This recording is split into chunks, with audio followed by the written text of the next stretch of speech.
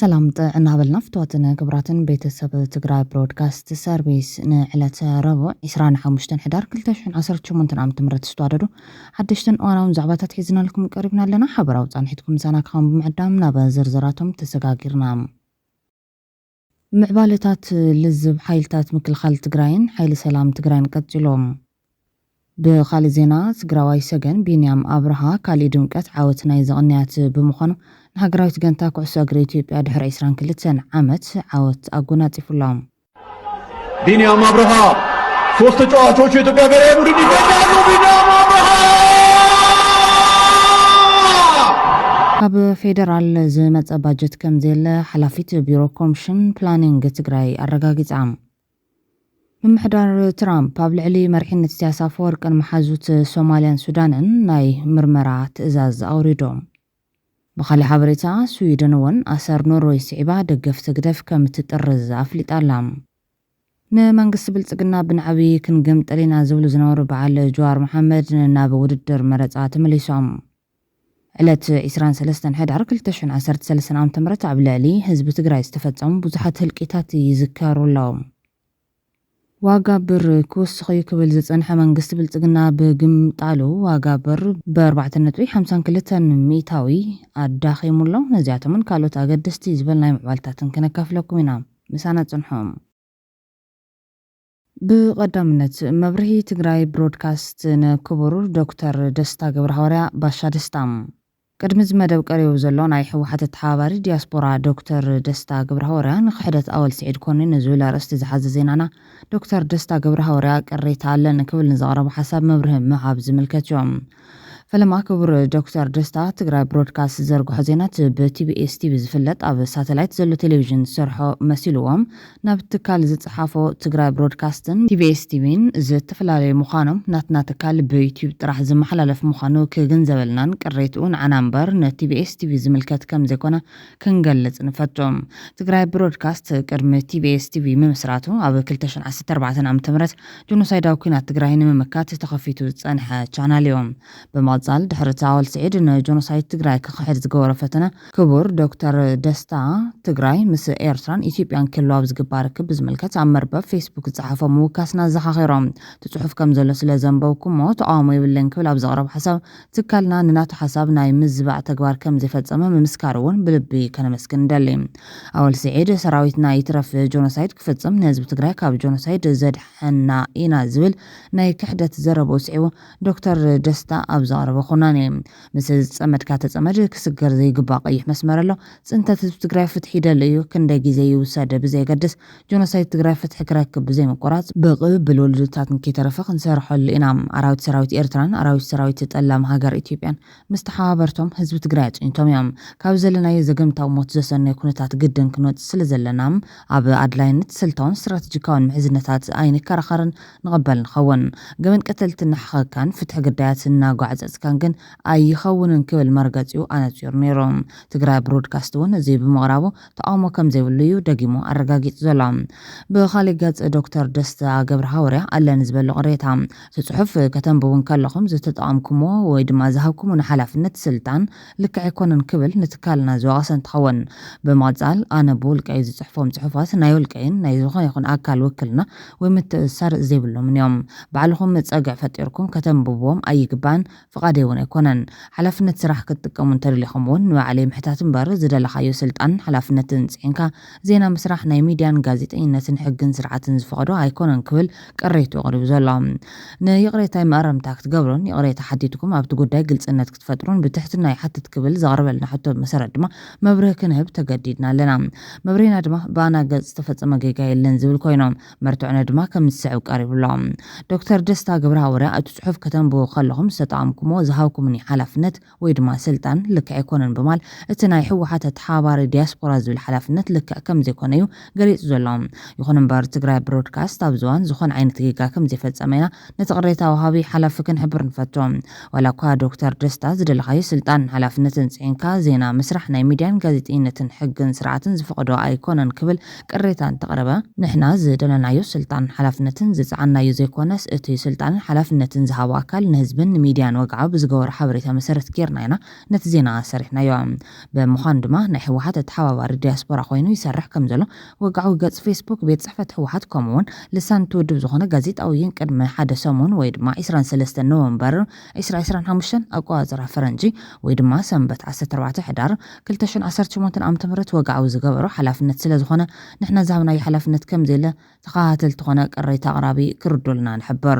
ወጋዓዊ ገጽ ፌስቡክ ቤት ጽሕፈት ሕወሓት ከምኡውን ልሳን ትውድብ ዝኾነ ጋዜጣዊን ብሓባር ቅድሚ ሓደ ሰሙን ኣብ ዘርግሑ ሓበሬታ ዶክተር ደስታ ገብረሃዋርያ ዘተሓባበሮ ኮንፈረንስ ብሄራዊ ሓድነት ዲያስፖራ ትግራይ ምስ ተጋሩ ነበርቲ ኣውስትራልያ ኒውዚላንድን ከም ዝተኻየደ እዩ ዘመልክት ነይሮም ኣብዚ መድረኽ ናይ ቻይና ዲያስፖራ እውን ከም ዝነበሩ ዘመልክት ኮይኑ እዚ ኮንፈረንስ ብመተሓባበራይነት ዶክተር ደስታ ገብረሃዋርያ ካውንስል ዲፕሎማቲክ ኣድቮኬሲ ኣውስትራልያ ዝተሰናደ እንትኾን ኣብ ቦምበር ውድብ ሕወሓት ኣካባቢ ካውንስል ስትራቴጂካዊ ዓቕምታት ትግራይ ዶክተር ደብረጽዮን ገብረሚካኤል መብርሂ ዝሃበሉ እዩ ነይሮም ኣብቲ ብ14 ሕዳር ዝነበረ ኣኼባ በቢኣህጉሩ ኣብ ሰሜን ኣሜሪካ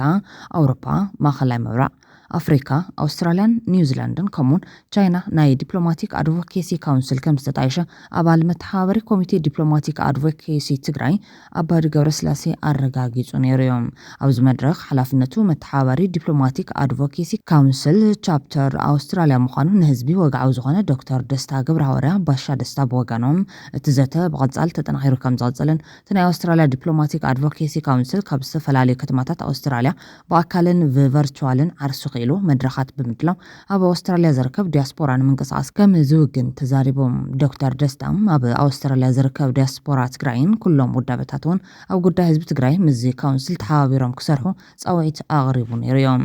እዚ ሓላፍነት ዝተሸከመን ብወግዕ ድማ ብልሳናት ውድቡ ዝተፈነወ ሓላፍነት ከለዎ እዩ ዶክተር ደስታ ንትግራይ ብሮድካስት ዝሃብኩምኒ ሓላፍነት ስልጣን ልክዕ ኣይኮነን ክብል ወቂሱ ዘሎ ብምዃኑ ቅሬታ ዘቕረበ ዶክተር ደስታ በቲ ዘቕረብናዮ ናይ ስእልን ጽሑፍን መርትዖ መሰረት ተሓላፍነት ንሕና ዘላገብናሉ ዘይኮነስ ባዕሉ ዝሰርሐሉ ዘሎ ምዃኑ ክግንዘበልና ክቡራት ተኸታተልትና እውን ሓቅነትና ክርዱልና ብኣኽብሮት ንሓትት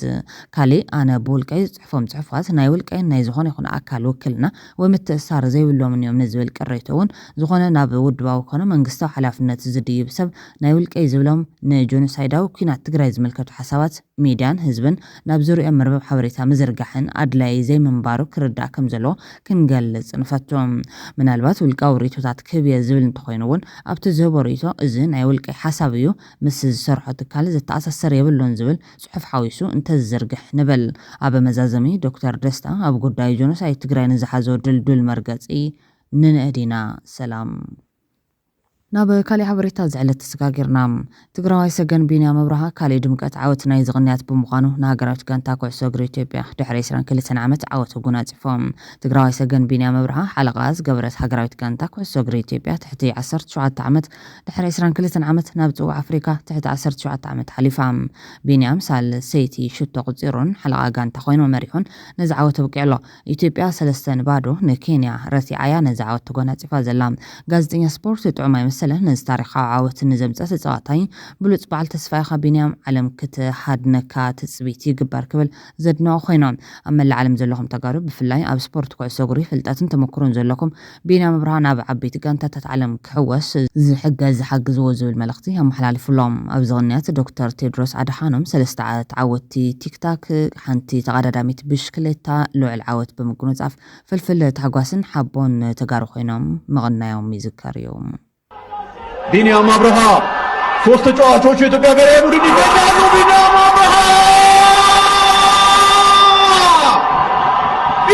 አብርሃ የኢትዮጵያን ሁለተኛ ጎል አስቆጠረ።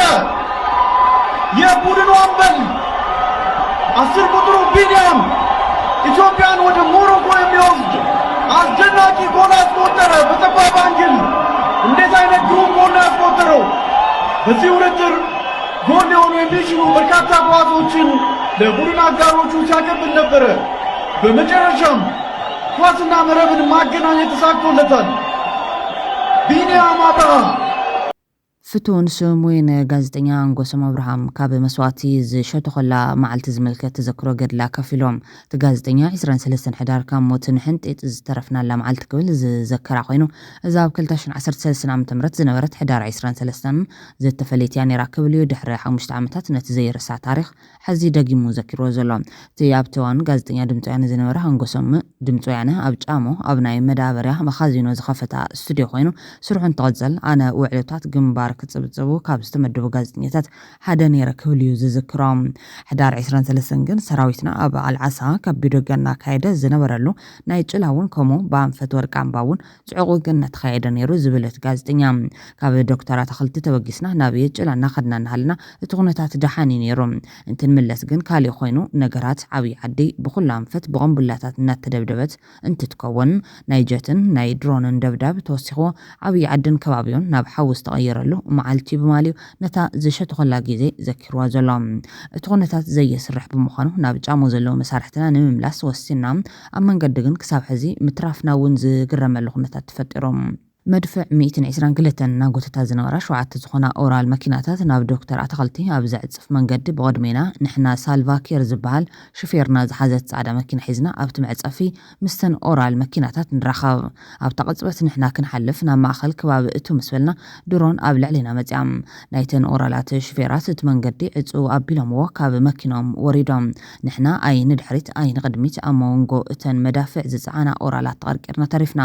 እታ ድሮን ኣብ ጥቓና ዝነበረት ሓንቲ ኦራል ወቂዓ ክሳብ እትምለስ ብተኣምር ካብ መኪናና ወሪድና ንስላም ሊጥና ክብል ነቲ ኣብ ምጅማር ጆኖሳይዳዊ ኩናት ዝነበሩ ኩነታት ዘዘኻኽር እቲ ጋዜጠኛ ኣብቲ እዋን ሹፌርና ነተን ኦራላት እናተመላለሰት ክሳብ እትወቅዕ ብጎኒ ትቃጸል ዝነበረት ኦራል ቁሩብ ክፍተት ረኺቡ ኸይዱ ኣውፂዋዮም እተን ኦራላት ኩለን እናተመላለሰት ኣምኪኻተን ምስቶም ሹፌራት ብእግርና ቁሩብ ምስ ደይብና መኪናና ረኺብናያ መንገዲ ክንቀጽል ድይብ ኢልና ምስ ተበገስና ድማ ጀት ብኣንፈት ጉያ ብዝባና ሓሊፋ ቀልብና መሽታትና ኣብዚ ቦታ ምስ ግንባር ኣልዓሳ ዝነበሩ መሳርሕቲ ተረኺብና እቲ ዝገጠመና ኩነታት እናውጋዕና ንኣንፈት የጭላ ተመዲቡ ዝነበረ እንደሲ ኣሸናፊ ዝሓዘ ጉጅለ ግን ዓብይ ጭንቀት ኮይንና እቲ ናይ ኣልዓሳ ደፊ ይወር ስለ ዝነበረ ተሻቒልና ካብኡ ድማ ድልድል እውን ተሰይሩ መንገዲ ተዓጺ ስለ ዝነበረ ብዓብይ ሻቁለት እናተጸበና ከለና ኣብ መንገዲ እናተጸበና እናሃለና ሚካኤል ዝበሃል ሹፌር ብዝፈልጦ ሓድሽ መንገዲ ገይሩ ሒዝዎም ደበኽ ምስ በለ ዝነበረ ሓጎስ ካልዮም ካብ ዕለት 23 ንድሓር እቲ ቃልሲ መልክዑ ቀይሩ ኣሽንኳይ ንስራሕ ንህይወትና እውን ኣብ ሓደጋ ዝኣተናሉ ግዜ ኮይኑ ብማል ብሓፈሻ ሕዳር 23 ካብቶም ንሕንጢጥ ብህይወት ዝተረፉ ኩሎም መዓልትታት እያ ተመስገን ንምስክር ስለ ዝበቃዕኻ ንክብል ኣመስጊኑሎ እንኳዕ ብሰላም ተረፍካ ድማ ክንብል ነደሊ ብኻሊ ዜና ምዕባለታት ልዝብ ሓይልታት ምክልኻል ትግራይን ሓይል ሰላም ትግራይን ቀጺሎም ኣብቲ እዋን ጽንተት ብሕፅረት ኦክሲጅን ክስዋእ ዝነበረ ብጻይኒ ምድሓን ንባዕሎም ኣብ ሓደጋ ወዲቖም ኦክሲጅኖም መሲቶም ህይወቶም ዘድሓኑ ተጋደልቲ ዝረኣየ ሕዚ ብረት ክማዘዙ ከም ዘይፈቅድ ዶክተር ቢንያም ተኽሉ ገሊጾም ዘተ ናይቶም ብፖለቲካ ዝተፈላለዩ ውሉዳት ትግራይ ዝኾኑ ዕጡቓት ብህፁፅ ተግባራዊ ክኸውን ተጋሩን ፈተውቲ ትግራይን ብተደጋጋሚ ኣብ ዝፅውዕዎ ዘሎ ወቕቲ ዕንቆ ጽምነት ገለ መራሕቲ ትግራይን ምትእታው ናይ ደቂ ሓይልታትን በርቲዑ ቀፂሉሎም መራያ ናይ ዝድማ ኣብ መንጎ ተጋሩ ዝረአ ዘሎ ኣፈላላይ ናብ ብረታዊ ግጭት ከመርሕ ዘጓህር ዘሎ ሕዚ ምስ ሓይልታት ሰላም ኣብ ዓፋር ቃለ መሕተት ዝገበረ ምስ ኣልሸባብ ዕጡቕ ርክብ ዘሎ ጋዜጠኛ ጀማል መሐመድ ዑስማን ዝገብሮ ዘሎ ምንቅስቃስ እዩ ተጠቃሲ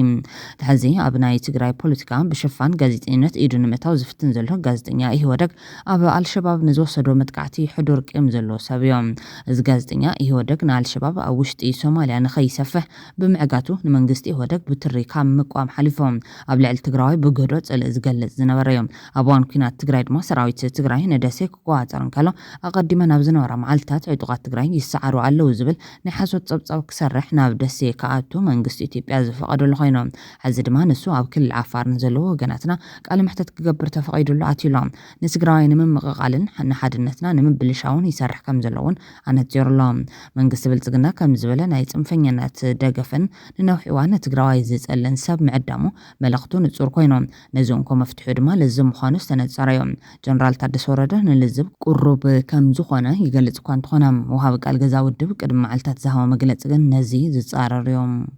ኣብ ልዕሊ ኩሎም ካብ ሰላም ዝሕንግዱ ሓይልታት ጸቕጢ ክግበር ኣገዳሲ ኮይኖም መቐጸልታ ናይዚ ድማ ሰኣን ኦክሲጅን ክትሓልፍ ዝነበረት እስትንፋስ ተጋዳላይ ንምሕዳር ዝተገበረ ርብርብ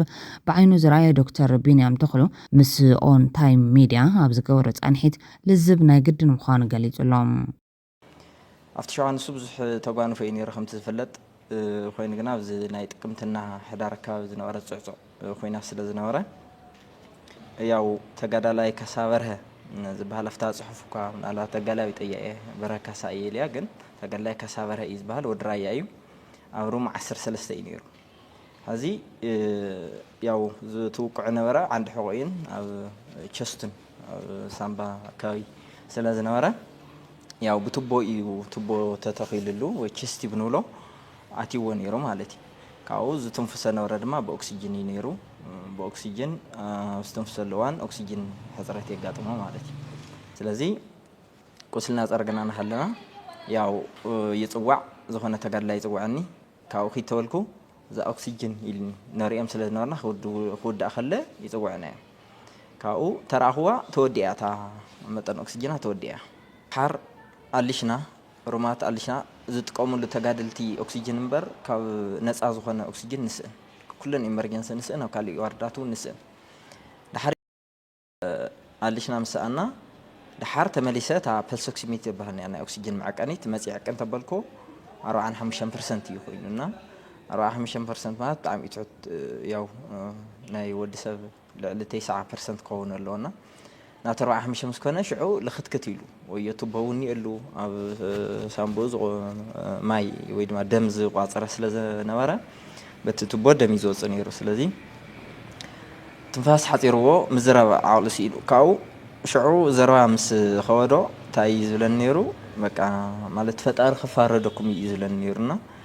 حسو مالت تحسو خلاها خبيدي وتقال لا يبرحا طيت زي قتلو موصي نام مقلم محام أخل مقلم سان أكسجين كم تكخلب تعمي زحم كم بعد ما ياماتينا كاو فتار فردكم أكسجين يلن بملكت أف حصير وه ده حرت عقم كوي ورد علشنا انتظرنا نقبض كنا قبلن قبل عليه زلوا حخايم يناقرم يجنكم سمون زقورو كاو بتعمل كنا ده حر حدا تقال جن أو روم شمنته تقال لاي سولمون قوري وهنس زبهال بخلت السدمة خاوز جدد ينيرو بخلت قنو تشستي بزاتو يتبوزاتو مالتي إننا تزنورون دم ترايتي خنا خمزناي كاسا زنورتي خناس مجلي ينيرو تزوجنا كبد زبالين كاو زلنا مرستين جرنا وديا مديتري ناوت مسبلناو أو بيلوكس إذا أكسجينو نفتي يجري ناب تقلّي برهم ناي تقلّي كسا مالتي كاو وديا بقى تقلّي كسا شعو ولو تمقار جميرو تباسوكس مترنا من جريان أو تقلّي سولومون من يعطو تعكن اللي خوار رديو من تحتي ناتنا عكن كاتخوين بار حدا جايين ومثل زخنا ما تبي حكمنا الرجال خمدي يعني تقولت أيوه وي حدا يوم يخاط قدم بر كلت ما تكم زخنا لنا نعكنا ينبر خبيديو كاو شات أكسجين مسرخة نيشتن دقيقة أحد خلته 3 دقائق أمس جوارم زراو جميرو تقلّي كساورها مالتي زراو جميرو ممسكان جميرو كاو ناي تقلّي سولومون متن ساتوريشن متن أكسجين لما كورد جمير ندقنا كاو 9 كاو نور ناس آخر جميرو سلزي كهيدا ما يصغير يبلغ تابع 6 متر ندقنا ناو تقلّي كساور هيك برا كاو كم أنا قرنا نغيرنا والمست كسلستس ك5 دقائق ماكسيمم 5 دقائق مصرحني رما حنتي افتح حد حكى ومبر تورد مع عالم يصبهم خلو تا أكسجين سلتن بلنا فمسرتنا غيرنا كاو يدمون سلت حجزنا نورت نسا قلقلت كتب كلا أنا كتاتل نسا نعثم تكاير كلا خفيل أدمى لكن أنا قلقلتهم كمان أنا سلزي لحمش دقاون كوتساي خالي كفتا بوتا قتل أيوة يعني كتل علي يدخل من كفتا بوتا تقاس أصيد دويلنا أنا حديرنا أنا أختل مع تنتفاس كي تحلف كتل عندنا حق كلتي أكسجين رخيهم بالحري سرفايف جيرهم كلتي دويلهم كريه خلفه بس أنا اسم أن تحبس كنا قرأ كل لا أتم ولكن من لسنا كالوت زانت تلاتوني اللي يخون جن زان تازي أبغى قدماي نام حوار ميديا صحيف كايا مالتها حز زواج عخن زانتا نع أخت صحفتاي لعائلك زان تازي أس زلع لك تايمير هو نزازان تازي أنا خد صحيف زلع علني ما تبزه الساعات بزح زحمة من قرأت له كم تزولكوها ዋላት ታሪክ እዚ ካውሽጥ አይሰስ ተጓንፎ እንዲዩ ግን ከዓ መሞሊሱ ቆስቀሰካ ከለ ብጣዕሚ እዩ ዝስምዓካና እዚ ኣብ ዝሓለፈ ያው ንፈልጥ ኢና ካብ ሰራዊት እውን ዝተወሰነ ናይ መመቃቃል ነገራት ካብ መራሕቲ ጀሚሩ ማለት እዩ ስለ ዝነበረ ንእሽተን ተኽሲ በዚያ በዚ ንእሽተን ተተኺሰም ያ ዝብል ኣብቲ ማሕበራዊ ሚድያ ክንሰምዕ ከለና ኣብ መንጎ ተጋሩ ኣብ ሓራ መሬት ኣለዉ ዝበሃሉን ኣብ TDF ኣብ መንጎ TDF-ን ኣብ መንጎ ሓራ መሬት ኣለዉ ዝበሃሉ ወይ ድማ TPF ዝብሉ ኣብ መንጎ ክልቲኦም ኩናት እያ ተላዒሉ ከምዚያ ተተኺሰም እያ ከምዚያ ገለ ሞይቱ ገለ መስዋእቲ ኢቭን ተኸፊል ተባሂሉ ብመንግስታዊ ኣካላት ኢቭን ተነጊሩና በቃ ሽዑያ ኣነ በቃ እቲ ዝነበረ ተጓንፎ ዝቀስቀሰለይና ማለት ሕሰቦ ተጋዳላይ ካሳን ተጋዳላይ ሰሎሞን ኣስዩ እዚኦም ኣበይ ኣለዉ ኢልካ ሓስኩ ኣበይ እዮም ዘለዉ እዞም ሰባት እዚኦም ሂወቶም ሂበ ሂወቶም ዘርኤ ናብ ኣሓደኦም ድዮም ተመሊሶም መስዋዕት ከፊሎም ድሞ መስርዕ ድየ መሊአን ይኹስ ካልኣይ ከዓ ብስሩብ ሂወት እኒኡ ድሞ ኣብ ኣሓደኦምስ ክትፈልጥ ወይ ድማኒ ሓዲኦም TDF ሓዲኦም TPF ኮይኖም ድዮም ዝዋግኡ ኣለዉ ተጋዳላይ ሰሎሞን እኮ ተጋዳላይ በርሀ ኦክሲጅን ከይህዎ ልዕሊ ማንም ጻይነት ርይዎ ሂወት ይህዎ ንታት ማለ ኦክሲጅን ዝሃወሲ حزب ጥይት ዲዞ ዓዘለ ማለት ድኒ ብጥይት ተዘይቀትል ኳዲ ዝብዘኒ ተጋዳላይ ካሳ ሂወት ዝረኸብ ካብ ተጋዳላይ ሰሎሞን ታትማል ኦክሲጅን ዝሃወ ታትማል ሂወት ዝሃወስ ሂካን ኢኻሞ ብጥይት ክምልሳ ዲኒ ማለት ጣዕሚ ዝሕመምና ክልቲኦም ዚኦም እውን ዲዮም ዝዋግኡ ዘለዉ በቲ በዛዕለት ካብ መስዋዕት ዘምለጠ ጋዜጠኛ አንጎሶም አብርሃ ዝተሰናደአ ኦን ታይም ሚድያ ብሰራዊት ሻዕብያ ክትጭወን ስለ ዝተረፈት ህይወት ናይ ሓኪም ንብዙሓት ተጋደልቲ ህይወት ትግራይ ዝሓከመትሉ አጋጣሚ ልዕል በፃዊ ሓልዮት ብግብሪ ዝተራየሉ ኣብ ዝሓለፉ መዓልታት ኣብ ማሕበራዊ ሚድያ ብዙሓት ዝተዘራረብሉ ዛንታ ክልተ ብጾት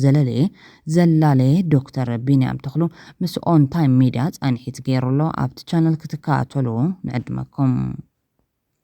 ናብ ካልእ ሓበሬታን ተንሰገር ናይ ትግራይ ዳርጋ ንኣስታት ክልተ ኣዋርሕ ክሳብ ሕዚ ዝመጽእ ባጀት ከም ዘየለም ሓላፊት ቢሮ ኮሚሽንን ፕላኒንግ ትግራይ ኣረጋጊጻ እዚ ኸውን ዘሎ ንውዕል ፕሪቶርያ ናብ ሓደጋ የትሎ ተባሂሉ ዝንገረሉ ኣብ መንጎ ማእኸላይ መንግስትን ሕወሓትን ዝረአ ዘሎ ፖለቲካዊ ውጥጥን ዘይስኒትን ናብ ግጭት ከየምርሕ ኣብ ዝስገሉ ዘሎ እዋን ከምኡ ድማ ኣብ ትግራይ እኹል ነዳዲ ከይድ ከም ዘየሎን ኣብ ሓፈሻዊ ምንቅስቓስ ትኽልል ቅልውላዊ ይስዕብ ከም ዘሎን ቢቢሲ ትግርኛ ዘዘራረቦም ሰመዚ ትግራይ ይገልጾም ካብቲ ተጠዊሉ ዘሎ ሓደ 844 ሚልዮን ካፒታል ባጀት እናተባሃለ ዝጽዋዕ መንግስቲ ትኽልል ብሓደራነት ዘመሓደሮ ገንዘብ መንግስት ፌደራል ድሕሪ ኩናት ትግራይ በብወርሑ ዝኽፈል ከኣቱ ከም ዘይካለ ወይዘሮ ሃንሳት ዛሪቦም ብሓፈሻ ኣብዚ ዓመት 2018 ዓ.ም ንትግራይ ዝተመደበ 18.8 ቢልዮን ብር ጥሙር ባጀት ኮይኖም ን12 ኣዋርሕ ተኸፊሉ በብወርሑ ዝለኣኽ ከም ዝነበረ ብምሕባር ካብ ወርሒ ጥቅምቲ ጀሚሩ ግን ጠጠው ኢሉ ከም ዘሎ ኣረድያ ዋጋ ብር ክውስኺ ክብል ዝጸንሐ መንግስቲ ብልጽግና ብግምጣሉ ዋጋ ብር ብ4.52 ሚታዊ ኣዳኺሞም ብሄራዊ ባንኪ ኢትዮጵያ ትማሊ ድሕሪ ቀትሪ ኣብ ዘካየዶ ጨረታ ሸርፍ ወጻኢ ብር ኢትዮጵያ ምስ ዶላር ብ4.52 ሚታዊ ኣዳኺሙሎም ሃገራዊ ባንኪ 1 ዶላር ኣሜሪካ ንባንክታት ብ154 ብር ሸይጦም ኣብ ዝሓለፈ ወርሒ 1 ዶላር ኣሜሪካ ንባንክታት ብ148 ብር ከም ዝሸጣ ይርስዓን ኣማሕዳሪ ሃገራዊ ባንኪ ኣይተ እዮብ ተካለይ ቅድሚ 15 መዓልታት ብር ኢትዮጵያ ኣብ ቀጻሊ ክጠናኸር ይክብል ከም ዘይተሰምዐ ሕዚ ብር ኢትዮጵያ ብ4.52 ሚታዊ ተዳኺሙሎም ተንተንቲ ከም ዝብልዎ IMF እቲ ብር ክደክም ኢሉ ወሲኑ ዝኾነ ሰብ ንድሕሪት ክመልሶ ኣይኽእልን እዮም ንመንግስት ብልጽግና ብናዕቢ ክንግምጥልና ዝብሉ ዝነበሩ በዓል ጀዋር መሐመድ ናብ ውድድር መረጻ ተመሊሶም ናይ በዓል ምራራ ጉዲናን ጀዋር መሐመድን ወድብ ኣብ ኢትዮጵያ ዘሎ ናይ ጸጥታ ኩነታት ዘይተማሓይሹ ኣብ ከተማ ኣዲስ ኣበባን ካልኦት ውስን ቦታታትን ጥራሕ ሕጹያት ብምቕራብ ኣብ መረጻ ከም ዝሳተፉ መግለጺ ገይሩ ኣፍሊጡሎም ናይ ሎም ዓመት ምርጫ መስሓቕ እናኾነ ይኸይድ ኣሎ ውድባት ሕጹያት ንምምዝጋብ ዝወፅእ ሰሌዳ ግዜ ናይ መወዳእታት ማል ተዛዚሙ እዮም ክሳብ እዚ ድማ ኢዜማ ዝኾነ ሕጹይ መዝገበትን ኢሃፓ ዝኾነ ሕጹይ ኣየ መዝገበትን ሳልሳይ ወያነ እውን ዝኾነ ሕጹይ ኣየ መዝገበትን ኦፌኮ ድማ ክልተ ግዜ ኣብቲ መረጻ እንተዘይተሳቲፋ ክትስረዝ ስለ ዝኾነት ጥራሕ እያ 10 ሕጹያት ኣመዝጊባ ካብ 547 ክሳብ ሕዚ ዝኾነ ተቃውሞ ውድብ ሕጹይ ክምዝግብ ኣይተረኣየን ዘሎ ምምሕዳር ትራምፕ ኣብ ልዕሊ መሪሕነት ሲያሳ ወርቅን መሓዙትን ሶማልያን ሱዳንን እገዳን ምግባር ትእዛዝ ኣውሪዶም ኤርትራ፣ ሶማልያ፣ ሱዳን ኣብ ናይ ኣሜሪካ ምርመራ ግሪን ካርድ ተኻቲቶም ኣለዉ። ኣሜሪካ ብረቡዕ ኣብ ዋሽንግተን ዲሲ ኣብ ልዕሊ ኣባላት ሃገራዊ ሓለዋ ዝተፈጸመ መጥቃዕቲ ስዒቡ ንዜጋታት 10 ሃገራት ኣፍሪካ ሓዊሱ ንዜጋታት 19 ሃገራት ዝተዋሃበ ግሪን ካርድ ሰፊሕ ምርመራ ከም ዘካይደ ኣፍሊጣ ኣላ። ስጉምቲ ዝውሰድ ዘሎ ሰበስልጣን ጥርጡር ቅድሚ ሕዚ ኣብ ኣፍጋኒስታን ምስ ሓይልታት ኣሜሪካ ዘገልገለ ወዲ 29 ዓመት ዜጋ ኣፍጋኒስታን ምዃኑ ድሕሪ ምግላጾም እዮም። ኤርትራ፣ ሶማልያ፣ ሱዳን ኣብ ናይ ኣሜሪካ ግሪን ካርድ ሪቪው ወይ ድማ ምርመራ ተኻቲቶም ኣለዉ። ዳይሬክተር ኣገልግሎት ዜግነትን ኢሚግሬሽንን ኣሜሪካ ጆሴፍ ኤድሎው ኣብ ዝሃቦ መግለፂ ድማ ፕረዚደንት ትራምፕ ኩነታት ነፍሲ ወከፍ ወጻእተኛ ዜጋ ካብ ስክፍቲ ሃገር ዝመጽእ ኩነታት ቀጠልያ ካርድ ብጥብቂ ዳግማይ ክግምገም ኣዚዙ ኢሎም። ወሲኹ ድማ ንኣሜሪካውያን ምሕላው ቀዳምነት ዝወሃብ ምዃኑ ሓቢሩ ኣሎ። ብመሰረት እቲ ፖሊሲ ኣገልግሎት ዜግነትን ኢሚግሬሽንን ኣሜሪካ ሕዚ ካብተን ኣብ ዘርዘር ዝኣተዋ ሃገራት ዝመጽእ ናይ ግሪን ካርድ መመልከቲታት ኣብ ዝሰርሐሉ እዋን ንሃገር ዝምልከት ፍሉይ ረቑሒታት ክጥቀም እዮም። እቲ ፖሊሲ ኣብ ምጽራይ ዝርከቡ መመልከቲታት ከምኡውን ኣብ 27 ሕዳር 2025 ወይ ድማ ድሕሪኡ ንዝቐረበሉ መመልከቲታት ዝምልከት ኮይኖም ንሓለፍቲ ኢሚግሬሽን ውሳነታት ከደናግዩ ተወሳኺ መርትዖ ክሓቱ ወይ ቪዛ ክኽልክሉ ሰፊሕ ስልጣን ሂቦም። ኣብቲ ፖሊሲ ዝተኻታ ስክፍታ ዘለዎን ሃገራት ኣፍጋኒስታን፣ ማይናማር፣ ቻድ፣ ዲሞክራሲያዊት ሪፐብሊክ ኮንጎ፣ ኢኳቶሪያል ጊኒ፣ ኤርትራ፣ ሃይቲ፣ ኢራን፣ ሊቢያ፣ ሶማሊያ፣ ሱዳን፣ የመን፣ ቡሩንዲ፣ ኩባ፣ ላኦስ፣ ሴራሊዮን፣ ቶጎ፣ ቱርክሜኒስታንን ቬንዙዌላን ይርከበን። እዚ ውሳነ ኣብታ ቁልፊ መዳረግቲ ክኢላታት ሰራሕተኛታት ተምሃሮን ስደተኛታትን ናብ ኣሜሪካ ዝኾነት ኣፍሪካ ዓብዪ ጽልዋ ከም ዝሕድር ተንተንቲ ይገልጹ ኣለዎም። ኤርትራ፣ ሶማልያን ሱዳንን ድሮ ጽኑዕ ቁፅር ኢሚግሬሽን ኣጋጢምዎን ዘሎ ኮይኑ እቲ ምክልኻል ኣብ ልዕሊ ዜጋታተን ዝጸንሐ ገደብ ዝያዳ ከጽንዕ ከም ዝኽእል ይፍለጥ እዩ። ብኻልእ ሓበሬታ ስዊድን እውን ኣሰር ኖርዌይ ስዒባ ደገፍቲ ግደፍ ከም እትጥርዝ ኣፍሊጣ ምስ ሓበ ዜግነት ስዊድን እውን ጀሚራቶ ኣላ። ናይ 135 ዜግነት ኖርዌይ ዝተዋሃቦም ኤርትራውያን ክትምርምር ዝጸንሐት ዜግነት 20 ሰባት ሕዲጋ እያ። ካብቶም ዝተሓደጉ ሓደ ኣቦ ወንበር መናእስያት ህዝባዊ ግንባር ንዲሞክራሲን ፍትሕን ኮይኑ ክሰርሕ ዝጸንሐ ኤርትራዊ ምዃኑ ቢቢሲ ዝጸብጺቡ ነይሩ እዮም። ክፍሊ ኢሚግሬሽን መንግስቲ ኖርዌይ ዩዲቼ ሕቶ ዕቑቦም ተቐቢሉ ዜግነት ንዝሃቦም ኤርትራውያን ዝመበቆሎም ናብቲ ሃገር ብስደት ዝኣቱ ዜጋታት ኣንጻር እቲ ዘቕረቡ ሕቶ ዕቑባ ንመንግስቲ ኤርትራ ዘለዎም ደገፍ ንልዕሊ 2 ዓመታት ክምርመር ድሕሪ ምጽንሖም ናይ ኖርዌይ ዜግነቶም ከሕድጎም ይሸባሸብ ከም ዘሎ ተገሊጹሎም። እቲ 5 ዛባላታ መርማሪት ጉጅለ ንዝሓለፉ 2 ዓመታት ጉዳይ ናይ 135 ዜግነት ኖርዌይ ዝተዋሃቦም ኤርትራውያን ክትምርመር ከም ዝጸንሐት እዩ ተገሊጹ ዘሎ። ኣብ መወዳእታ ዕለት 23 ሕዳር 2013 ዓ.ም ኣብ ልዕሊ ህዝቢ ትግራይ ዝተፈጸሙ ብዙሓት ህልቂታት ይዝከሩሎም። እዞም ዝስዕቡ ህልቂታት ተፈጺሞም ብቅዱሳት ወገናት ዝተሰነዱ እዮም። ጨፍጫፍ መረራ ኣብ ዞታ እዚ 13 ሰላማውያን ሰባት ብወታደራት ኤርትራ ብግፍዕ ተረሺኖም እዮም። መረራ ማለት ኣብ ቆላ ተንቤን እትርከብ ቦታ እያ። ጨፍጫፍ ጉንጉና ኣብዚ ቦታ ድማ ካብ 13 ክሳብ 22 ሰላማውያን ሰባት ብሰራዊት ኤርትራ ብግፍዕ ተረሺኖም እዮም። ሰራዊት ኤርትራ ንፋብሪካ ብርጭቆ ጎዳ ንምዝራፍ ክሕግዙ ኣገዲዱ ዝኣከቦም ኣሰቦት ዝደለይዎም ሰስርሕዎም ድማ ብግፍዒ ረሺኖምዎም። ጉንጉና ማለት ኣብ ዞባ ምብራቅ ወረዳ ሳዕስዒ እትርከብ ቦታ እያ። ጨፍጫፍ ብዘት ኣብ ብዘት ዝተባሃለት ቦታ 8 ሰላማውያን ሰባት ናብቲ ቦታ ንዝመፁ ሰራዊት ኤርትራ ንብረቶም ከይዘርፍዎም እንትምሕፀኑ ሰራዊት ኤርትራ ግን ንብረቶም ዘሪፉ ንዖም እውን ረሺንዎም ከይድዮም። ጨፍጫፍ ኣብርሃ ወኣጽብሃ ኣብዚ ቦታ ካብ 25 ክሳብ 40 ሰላማውያን ሰባት ብወታደራት ኤርትራ ተረሺኖም እዮም። ድሕርቲ ኣብቲ ከባቢ ዝነበረ ከቢድ ውግእ 24 ሰላማውያን ሰባት ኣኪቦም ዝሞቱ ወታደራት ክቐብሩ እናገበርዎም ድሕሪ ምጽናሕ ኣብኡ እናሃለዉ ብግፍዒ ረሺኖምዎም። እቶም ወታደራት ቀጺሎም ናብ ዓዲ ብምእታው ኣባይቲ ብምፍታሽ ኣብ ውሽጢ ተሓቢኦም ንዝነበሩ ሰባት እውን ብግፍዒ ረሺኖምዎም እዮም። ኣብርሃ ወኣጽብሃ ኣብ ዞባ ምብራቅ ወረዳ 2 ተውላዕሎ ትርከብ። ፖለቲከኛታት ናብ ኣዲስ ኣበባ ይኹን ናብ ኣስመራ ይድመሩን ይጽመዱን ብዘየገድስ ከምዚኦም ዓይነት ግፍዕታት ክንርስዖም የብልናን። ከይርሳዕ ከይድገም ዝበሉ ፍትሒ ነዞም ወገናት ዝደልዩ ወገናት ኣብ ክልተ ተኸፊሎም ነዚ ህልቂት ዝሽቅጡ ኣካላት ግን ወይሎም ኢሎም ኣለዉ። እቶም ንብልጽግና ዝወገኑ ጭካነ ፋኖን ሻዕብያን ከጉልሁ ኩሉ ዓይነት ፕሮፓጋንዳዊ ጥይት ይትኩሶም። ጭካነቲ ባርባሪክ ኣርሜናዊ ሰራዊት ፋሽስት ኣብይ ኣሕመድ ግን ምንም ብጮክ ክብሉ ኣይድመጹን ጥራሕ ዘይኮነስ ሽምጦም ገቲሮም እውን ክከላኸልሉ እዮም ዝረኣዮም። እቶም ብሽምጽምዶ ነቲ ናይ በረኻ ኣራዊት ዘንዕቕ ሻዕብያ ትርኩስ ልቢ ከርእዩ ዝጀመሩ ወገናት ድማ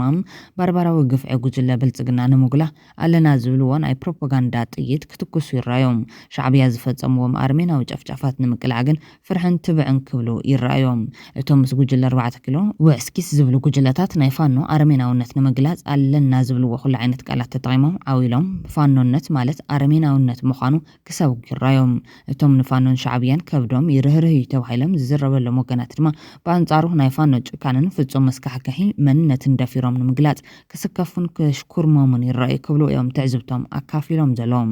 ነዛዓገብ ዝበለ ካዛ መኮዞም በኸምዚ ሰላም ይመጽን ፍትሒ ይሰፍንን ሕውነት ዝኾነ ጉርብትና ይሰምረን በትኽክል ብዛዕባ ፍትሒ ሕውነት ዘላቕ ሰላምን ሰናይ ጉርብታን ንሓስብ ኮነ ፍትሒ ክሰፍን እንደል እንተኾይና ንኹሉ መልክዑ እናገበርና ንኹሉ ብልክዑ እንዳነገርና ምትእማን ምፍጣር እንኽእል እንተኾይና ጥራሕ እዮም